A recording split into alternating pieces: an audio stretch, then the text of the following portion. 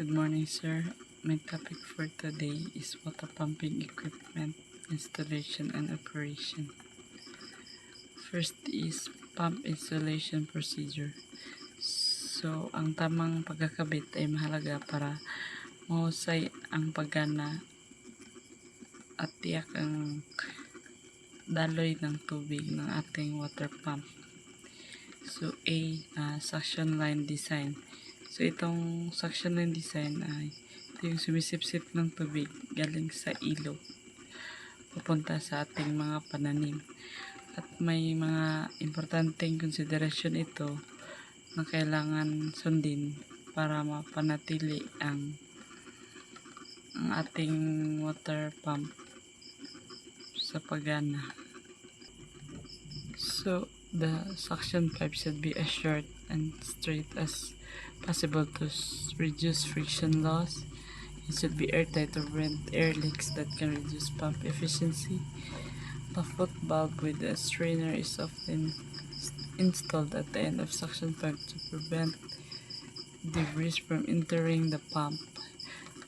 Lastly, the pipe diameter should large enough to allow smooth water flow. So, yan yung mga consideration na kailangan natin para mapanatili ang maayos na daloy ng tubig. So, letter B is discharge configuration. Ito naman yung mag-aayos para kontrolin ang daloy ng tubig. So, ang mga key points nito is install control valves to regulate water flow, use pressure gauge to monitor pressure levels, and ensure pipes are properly supported to avoid stress on the pump. So, yun yung mga kailangan natin para sa discharge configuration. Next is foundation and mounting.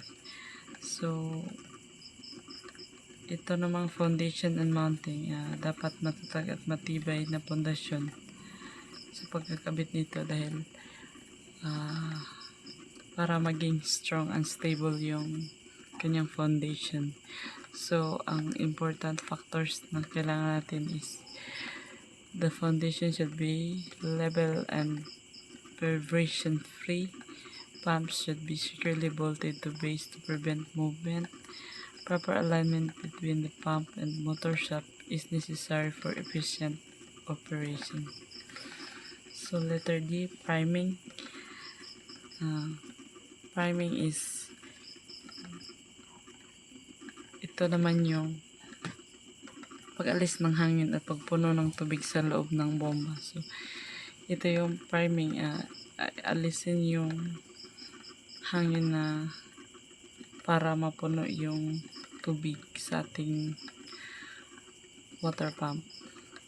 So, why priming is important? Pumps cannot pump air effectively.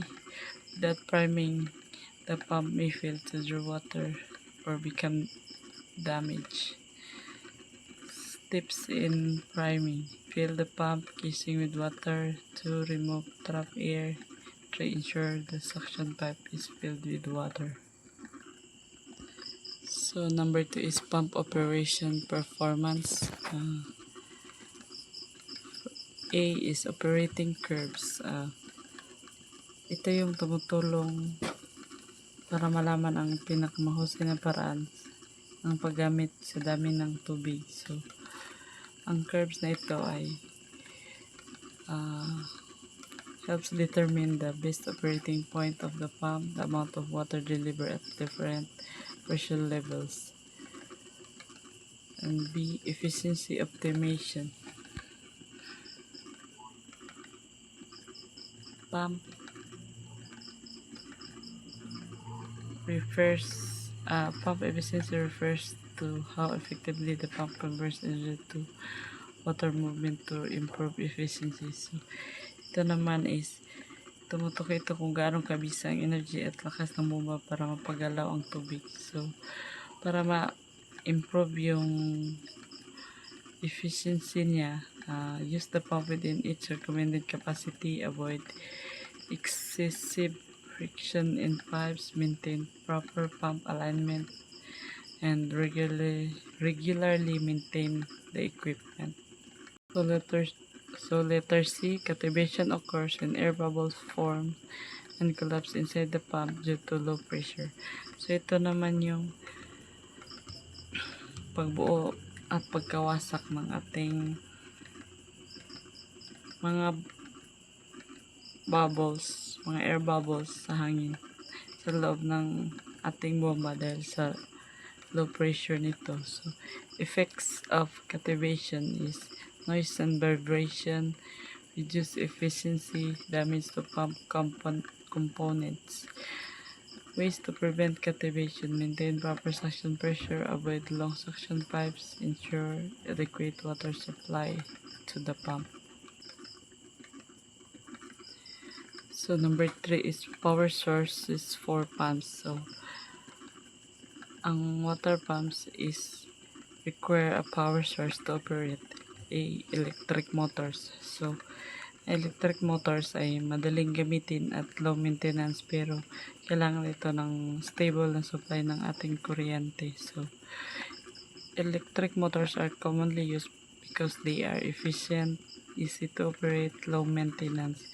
However, they require a stable electricity. So yun, B naman is diesel engines. So itong diesel engine naman is maganda rin ito dahil madali itong ilipat at mga pakinabangan sa mga liblib na lugar kung saan walang mga kuryente. The advantages of the diesel engine is portable, powerful for large irrigations. At ang disadvantages naman ito is fuel cost and more maintenance. So, ang solar power pumps naman, kailangan din natin ito para ito yung na-generate natin electricity from sunlight. So, ang mga benefits nito is renewable energy, low operating cost, environmentally friendly, at ang limitation naman nito is high initial installation cost, depends on sunlight availability. So kung tag-ulan, hindi natin ito masyadong nagagamit kasi wala siyang electricity. So D, hybrid systems. Ito namang hybrid system, ito yung dalawang power sources, pwedeng solar at diesel at pwede ring solar at kuryente. So mas tiyak ang supply ng tubig at may reserbang lakas kapag hindi gumana ang isa. So ang advantages nito ay reliable water supply, backup power when one source is unavailable. So next is number 4, irrigation pump application. So itong water pump ay ang mga water pump natin or bomba ay napakahalaga dahil talagang magagamit natin ito sa ating agrikultura para sa ating mga pananim, pag-supply ng tubig sa ating mga pananim. So ang well pumping is napakahalaga nito dahil lalo na sa mga lugar kung saan walang lawa o tubig. Napakahalaga nito dahil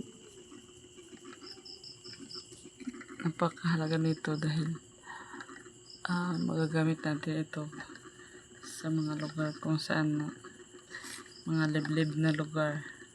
So magagamit natin itong well pumping. Ang source na nito is groundwater, ang main source niya. So B, surface water pumping. So dito naman kumukuha tayo ng tubig mula sa mga ilog, kanal at lawa. Madalas itong ginagamit sa ating malawak na sakahan. So lastly, ang C, booster systems. Ginagamit natin ito para palakasin ang presyon ng tubig habang dumadaloy sa tubo. So They are useful when water must travel long distances. Higher pressure is required to sprinkle irrigation system. Next is performance and monitoring and troubleshooting. So, regular monitoring ensures that pumps operate properly and efficiently. Performance monitoring. So, napakahalaga nito dahil para masigurong maayos at mahusay ang pag-ana ng ating mga bomba at maaga nating na-check ang posibleng problema nito. So, kung farmer ka na may water pump, kailangan mong i-check ang water flow rate, pressure levels, energy consumption, and noise vibration. Ang kailangan mong i-check regularly. Lastly is common pump problems and solutions. So problem, pump not delivering water, possible cause air leak in suction line. Solution, check and cell pipe connection. And next is low water pressure, block pipe or worn impeller. Ang solution niya is clean or replace parts. Problem, excessive vibration. So possible cause misalignment or loose mounting. Solution, realign and tighten bolts. Next problem is overheating. Possible cause overloading or poor lubrications. Solution, reduce loads and lubricate. Regular inspection, maintenance, and quick troubleshooting can extend the pump lifespan and improve performances. So, dapat regular nating i-check or i-monitor ang ating mga water pumps para maaga nating malalaman ang kanyang posibleng mga problema. That's all.